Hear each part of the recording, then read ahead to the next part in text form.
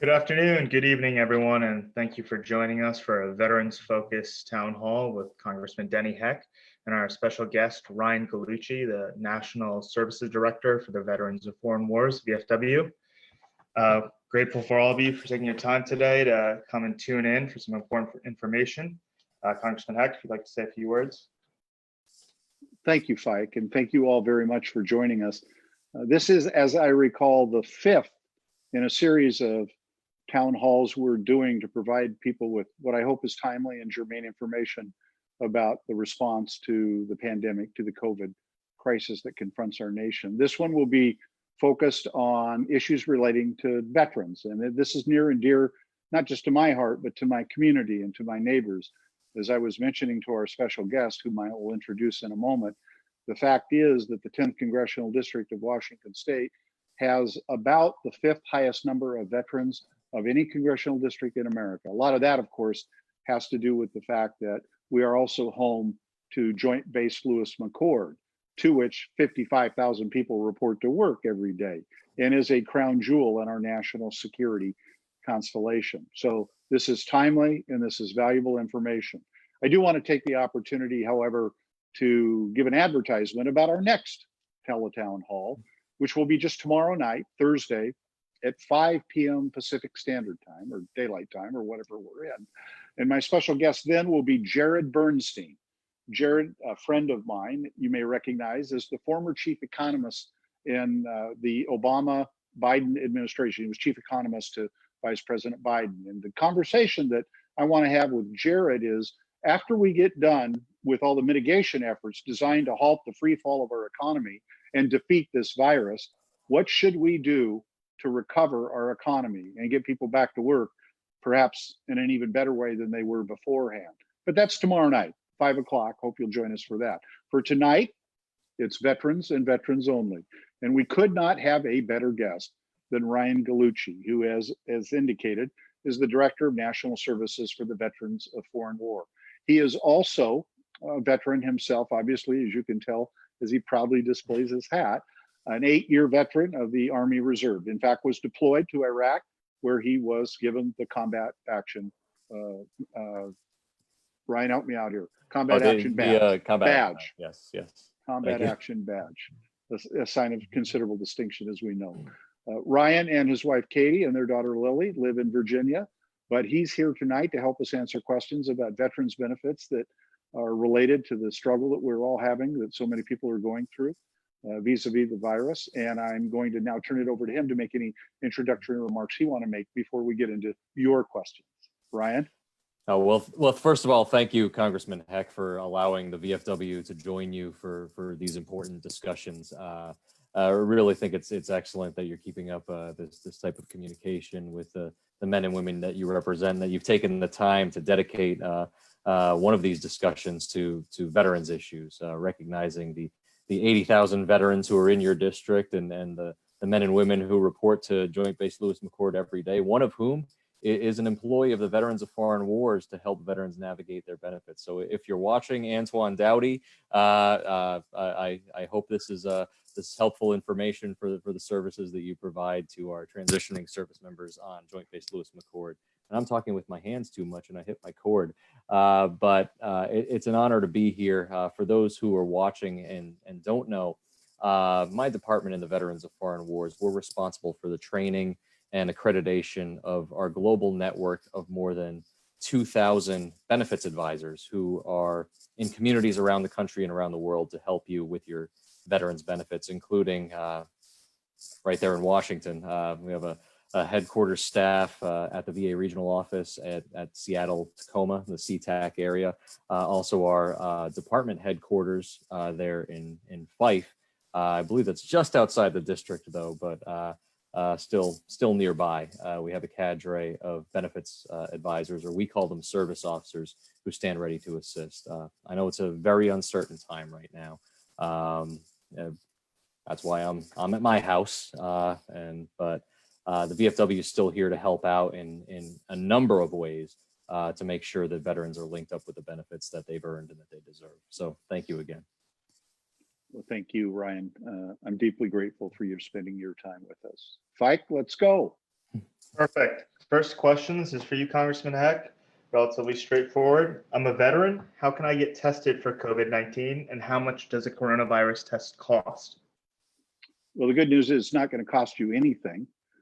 We do recommend that you call your provider first and kind of walk through the symptoms if you should have them, and to attempt to make an appointment at a VA clinic would be appropriate, especially if you're symptomatic. Now, let me tell you that one of the things that the VA clinics have tried to do, and I think this is very appropriate, is make sure we kind of have two portals there. So those that are arriving to be tested, if they are symptomatic for the COVID virus, will be in a different area. And I think this is important to mention because obviously we get a lot of questions about people who are not symptomatic about being in a healthcare facility and they're concerned that they might be exposed. But we physically handled that at the VA clinics here, I'm glad to say.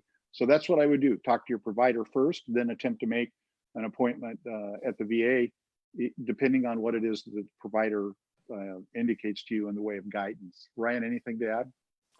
Not too much there. I know what we've heard from a number of our veterans around the country is that VA has been very compassionate in how they're dealing with veterans who are exhibiting symptoms of COVID-19.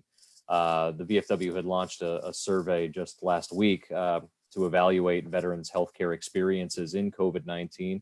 It's still running through next week. We're eager to report what we've seen so far is that many veterans believe that the response that VA has had has been pretty good to this point. That when they call and exhibit symptoms, that they're walked through what the next step might be, how to get tested, and as Congressman Heck said, for veterans using the VA healthcare system, there is no cost to that.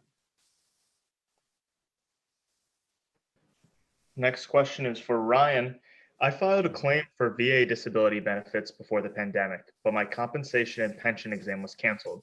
What do I need to do?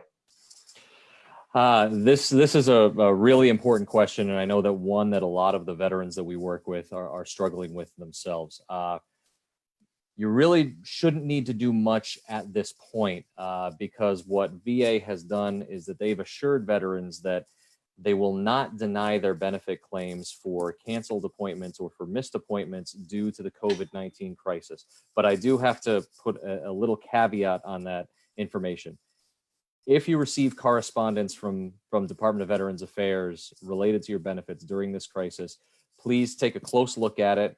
Make sure that they didn't deny you your benefits. I will tell you there was a lot of confusion at the end of March and early April. Some of these claims did slip through the cracks. Our service officers have seen a couple of denials where the veteran may or may not have canceled due to COVID-19.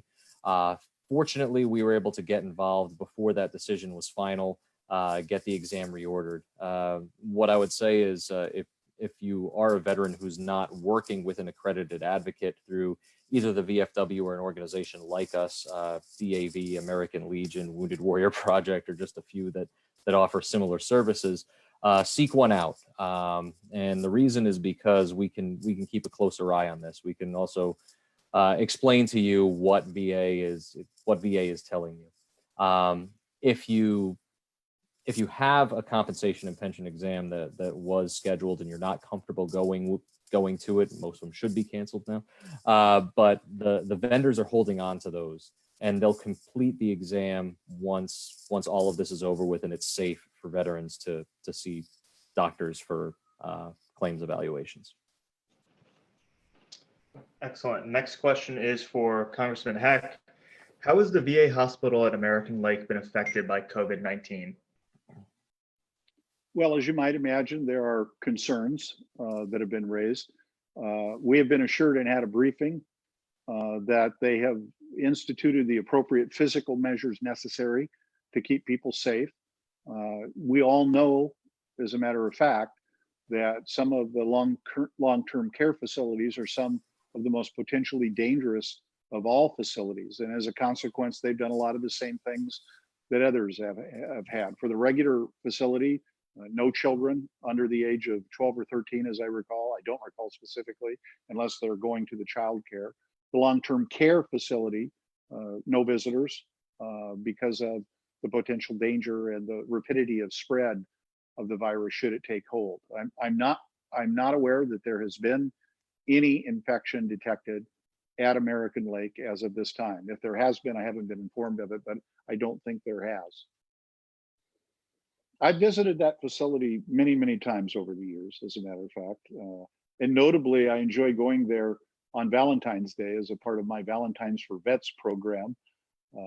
I can't remember how many thousands of Valentine's school children prepared this year. And that's always my favorite stop, frankly, to go to American Lake and distribute it to the veterans who are living there. Ryan, this next question is for you.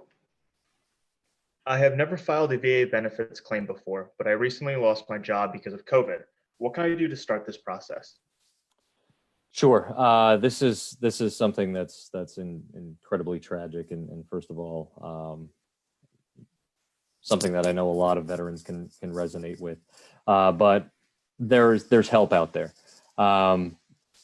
First of all, try to find an advocate. That would be my first piece of advice. The VFW has, again, thousands of them around the country. We have dozens in the state of Washington alone. To find them, just visit vfw.org/NVS. That's our program. And on the right-hand side, you can find a list of advocates in the Washington area. What I may be able to do after the call is provide some of that direct info to Congressman Heck's staff, to your staff, to share on your social media so that people have a direct point of contact. It's a really uncertain time. What will happen at that point is we'll walk you through the paperwork that's required to file for those benefits. Be aware that compensation and pension exams, as I mentioned before, may be slightly delayed, but there may be other ways to work around that. If you have treatment records from your time in the military or treatment records from the doctors that you're seeing today, they may be sufficient for VA to rate your benefit claim.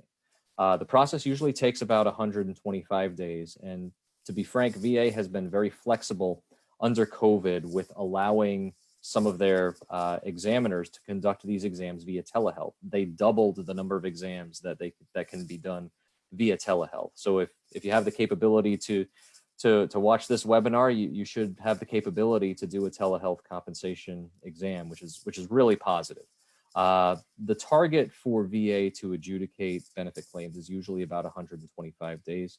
So there may be some waiting in there. But again, these are benefits that you've earned. Start the process now. Again, I'd encourage you to work with an advocate. But if you don't want to, VA also has resources for self-service on va.gov that walk you through what's required to file a benefit claim. VA has also been very lenient in its signature requirements right now. Usually a number of these things require a wet ink signature. They've offered a lot of flexibility to make sure that you can still submit benefit claims, especially right now when you need these benefits the most, quite frankly. So, Fike, I want to pile on here a little bit. It wasn't clear to me from the way the question was worded whether the gentleman lost his job because he contracted the virus or if his business closed and he lost his job because the business could no longer operate. But in either event, I also want to mention that he should file for unemployment compensation. As you all know, as a part of one of the earlier packages, Congress passed kind of an enhanced form of unemployment compensation.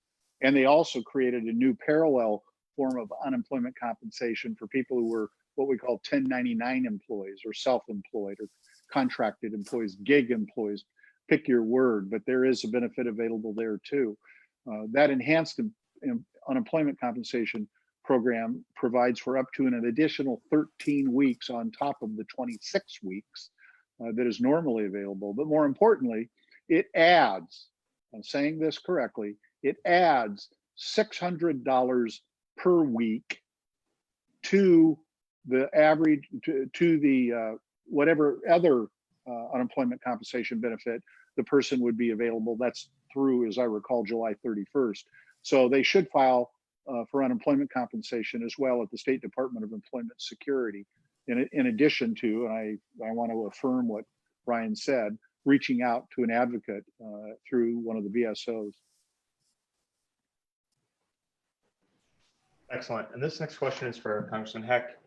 I'm a DoD nurse writing this letter from a military clinic as I'm trying to help military patients receive home delivery medications to stay safe at home. But the copay for home delivery is too much. This has resulted in patients enduring unnecessary risk to their health and safety to travel to the main Madigan drive-through pharmacy where there is no cost to them. What can be done to help solve this problem? I'm going to turn to Ryan because I thought we suspended the copay. Help me out here, Ryan. Did we not suspend the copay? Oh, geez, I thought that we had. What they may be talking about, though, is not necessarily. Let me find a let me get back, and I think we could post an answer to that. Let me see if I can find it in some paperwork here. Why don't you go on, Fike, as I. Absolutely. And this next question will be for Ryan. I had a hearing scheduled for my VA appeal, but it was canceled. Stop. I found it. I'm sorry. I knew that there was something that was tickling the back of my mind. Actually, legislation has been introduced to suspend that copay. It's called the Help Our Heroes Act, and the prime sponsor is Congresswoman Lisa Blunt Rochester from Delaware. This was tickling my memory because I'm actually a co-sponsor of this legislation, and somehow in the barrage and avalanche of details, it's stuck in my head as having already been enacted. It is not yet, although we were pushing hard for it for inclusion in the next CARES Act that we hope to take up sometime in the next week or two. And it would give the Secretary of Defense the authority to waive any and all TRICARE co-payments during the time of emergency. Count on us to continue to fight for that. Thank you for the service you provide as a nurse every day. Truly, the nation is grateful to you. I think there have been a couple of things that have occurred in the midst of this pandemic that have really stuck with me. The kinds of things that 20 years from now, God willing that I am still here, I will remember. The first was something that Dr. Fauci said at one of those afternoon briefings a couple of months ago that just struck me, and it was like a punch in the gut. He said, I don't think people should ever shake hands again. And that really took me back because that's just such a traditional and important, if not profound, act of greeting in our culture, the idea that we would never do it again. But the other thing that he said is, not that he said, but others have said, is how it is we've come to view differently those among us who go to work every day that are essential. That's the name they are given, essential workers. And that absolutely includes the nurses who are providing service. But we've also expanded that and better appreciate people who work in convenience stores, people who pump gas, people who drive trucks. That's the one that gets to me because that's what my dad did his entire life. So I apologize for the digression, Pike. And my father was a letter carrier too, and had a very strong appreciation for the people who bring our mail to our doors and bring our supplies to our doors too. So really, they are essential, right? My grandfather was a letter carrier, as a matter of fact. Perfect. So the next question is for Ryan. I had a hearing scheduled for my VA appeal, but it was canceled. Am I going to have to wait even longer now for my hearing? So this one will depend on what you want to do. Thankfully, Congress did take decisive action during this crisis to expand what was a telehearing pilot for veterans. So basically, using the same technology we're using today to conduct a hearing for the Board of Veterans Appeals. Now, the issue is if their hearing was scheduled for a veterans law judge to really dial into the regional office there in SeaTac. If the veteran wants to go that route, then yes, you are probably going to have to wait a little while longer. But what I would encourage them to do, especially if you're viewing this webinar, is to request a telehearing. You can do that in a couple of ways. The easiest is to work through your accredited advocate first. If you can't do that, then reaching out to the Board of Veterans Appeals directly. It's something that I know the chairman of the Board of Veterans Appeals, Cheryl Mason, is very enthusiastic about. Us veterans organizations are equally enthusiastic about it because it's just another way to make sure that veterans receive these hearings in a timely manner. And I know it's frustrating. We know of several veterans who had waited years for their hearings that were scheduled during this crisis. And it's the hardest thing to talk to them on the phone and try to explain, like, it may be a little while longer. Let's consider this option. We've had some success in the tele hearings so far. It's something that we had supported when it was moving through Congress very quickly. Thank you again. It's something that we look forward to veterans taking advantage of, just a way to get your benefits more quickly. Next question is again for Ryan. I'm experiencing a financial hardship due to COVID-19. Is there any relief available from the VA, VSOs, or other advocates? First and foremost, different VSOs do have different programs designed to assist veterans in times of crisis. The VFW has a national program called the Unmet Needs Program. Now, it's for specific types of emergencies. So the water heater goes out or something like that. But what I would also encourage veterans to do is reach out to your local VFW post. Many times these posts will have emergency relief funds at their disposal that are much more lenient. So you need the electrical bill paid this month, they may be able to help out to that. I can't make any guarantees about the posts in the Olympia area or in the district about what they have at their disposal. But I know that posts around the country are being very aggressive in their community support initiatives. I mean, even in Washington, it's not in the district, but Post 51 out in Spokane was doing grocery giveaways just outside in Skyway, so right there in the SeaTac area.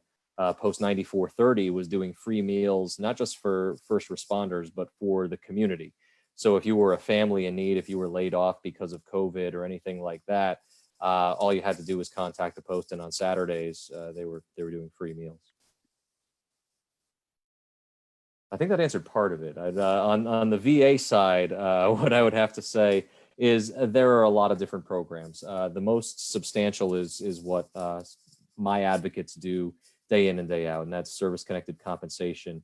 If you are ill or injured on active duty in the military, this is a benefit that's there for you. I always say, if the military broke it, this is your country's way of committing to help fix it.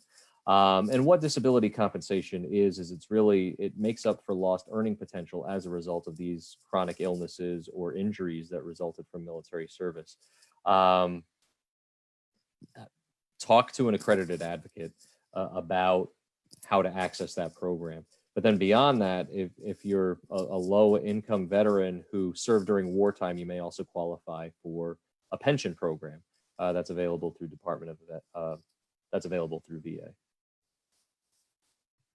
Well, we should also mention there are all the conventional programs too that are worth examining. And my guess is that your advocates, Ryan, are pretty good at pointing people in those directions where appropriate, along the lines that you suggest: food banks, SNAP, food stamps, TANF, temporary assistance to families in need, unemployment compensation if this is a question of having lost a job.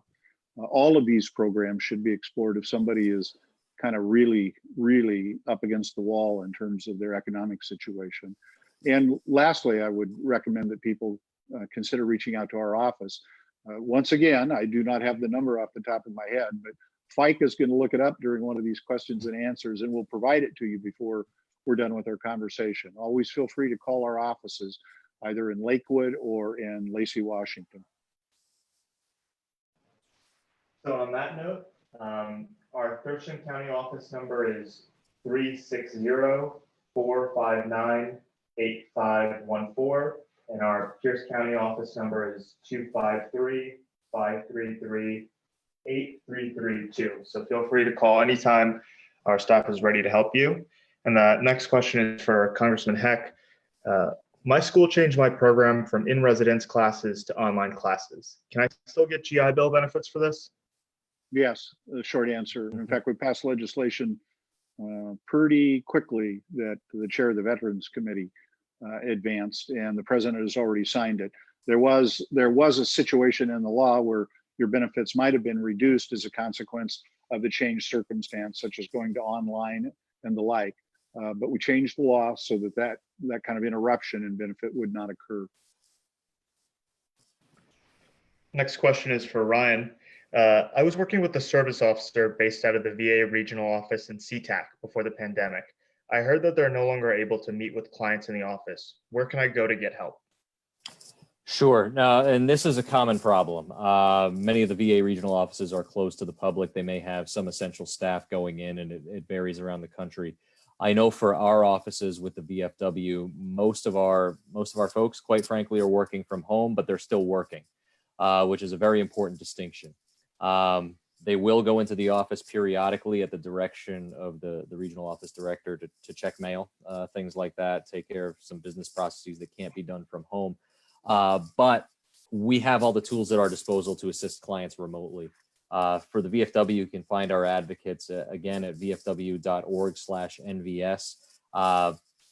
Usually we have names, email addresses, and phone numbers for those advocates. I would note that during the COVID-19 crisis, email is probably the best. And as I promised before, I'll follow up with Mike after this to provide some of the local points of contact like Antoine that I mentioned at JBLM, or our folks in Fife or up in the SeaTac area, so that people can reach out.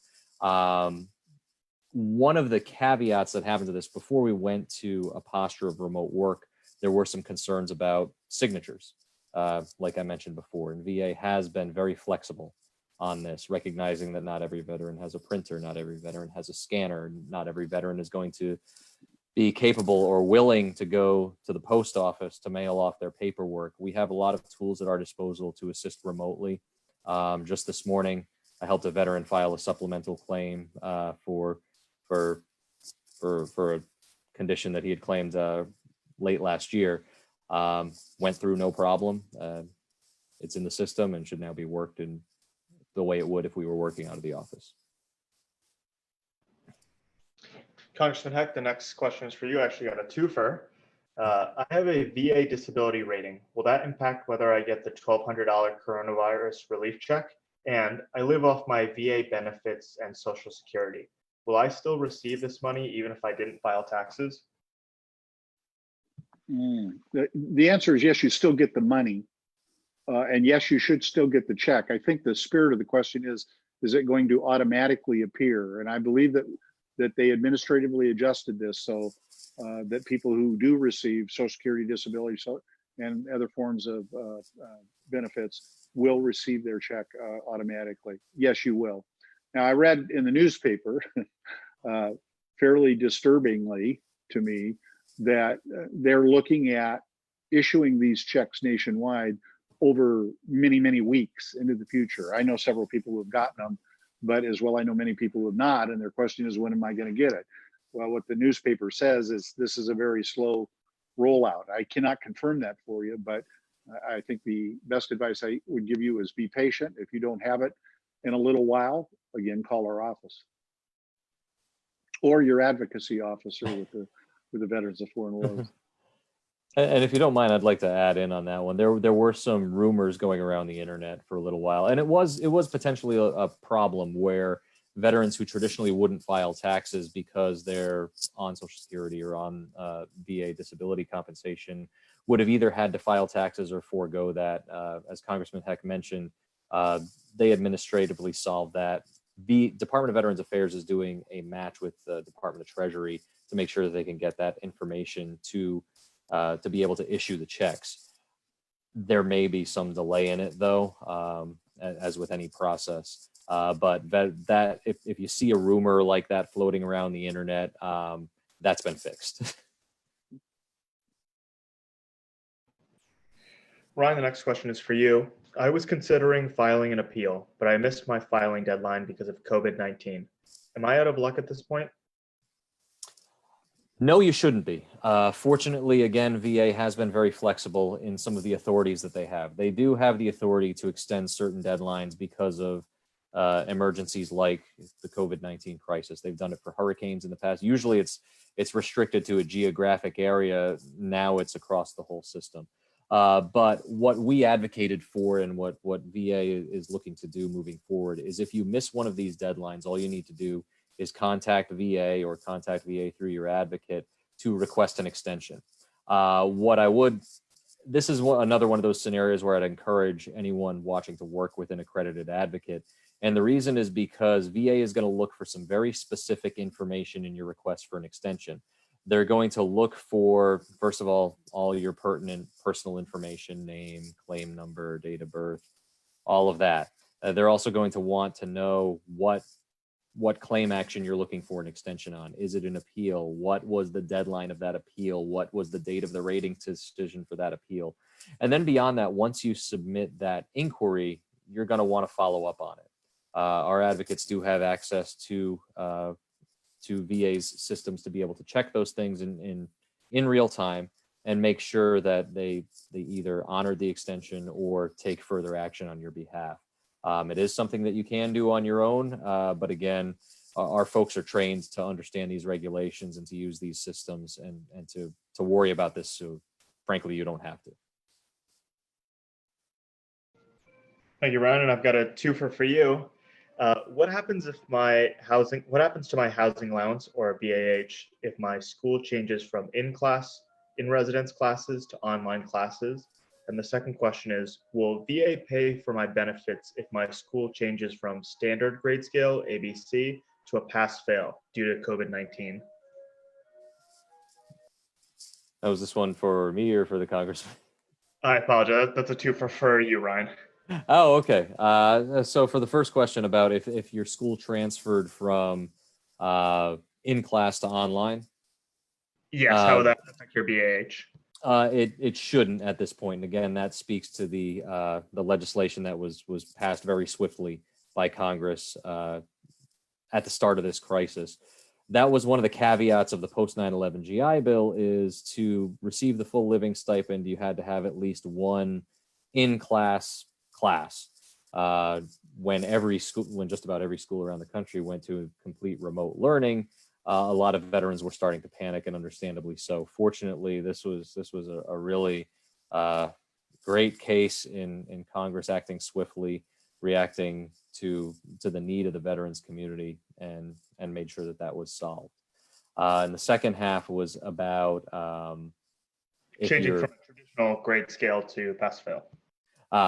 So yeah, my understanding on that one is that if you pass, then you should be fine. If they convert the grade scale from numeric to pass-fail, you still need to pass.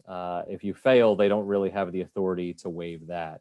I think another caveat there is if you're incomplete for something that you were supposed to complete, say a lab portion of it, similar rules will still apply. You do need to complete that eventually. It shouldn't generate an overpayment in the near term, but you do need to complete that once we get back to a classroom setting.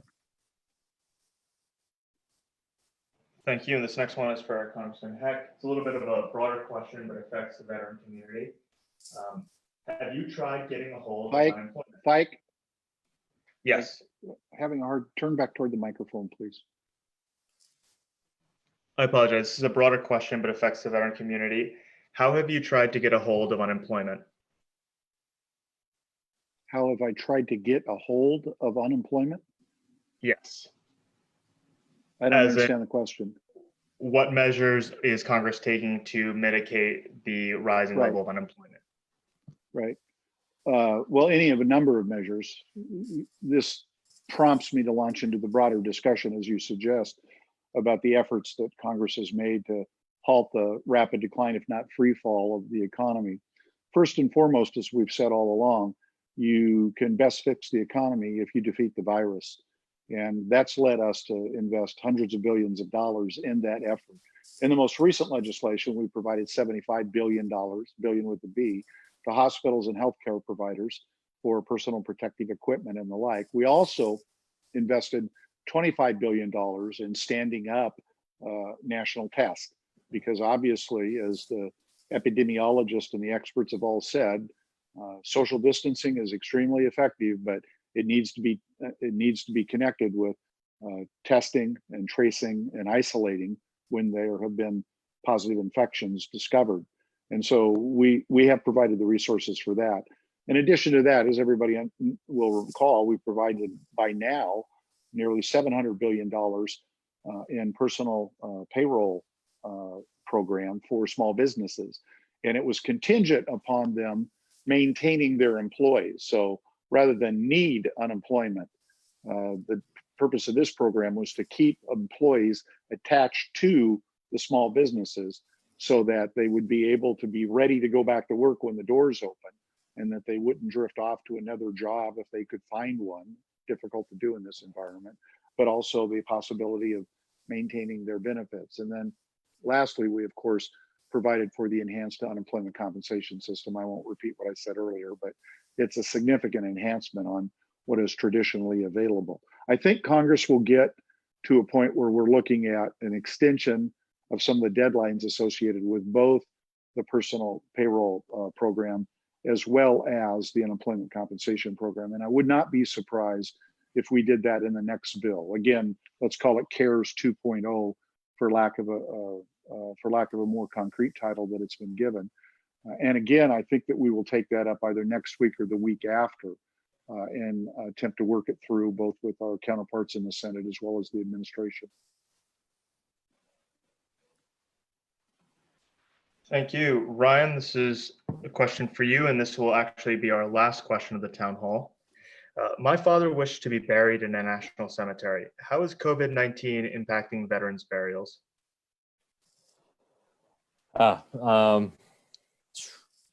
So National Cemetery Administration is continuing their operations. There may be limitations on family members who can attend and things like that, which is incredibly tragic. But there are limits. Up to 10 individuals, I believe, is what National Cemetery Administration is going with right now. It's not going to feel the same.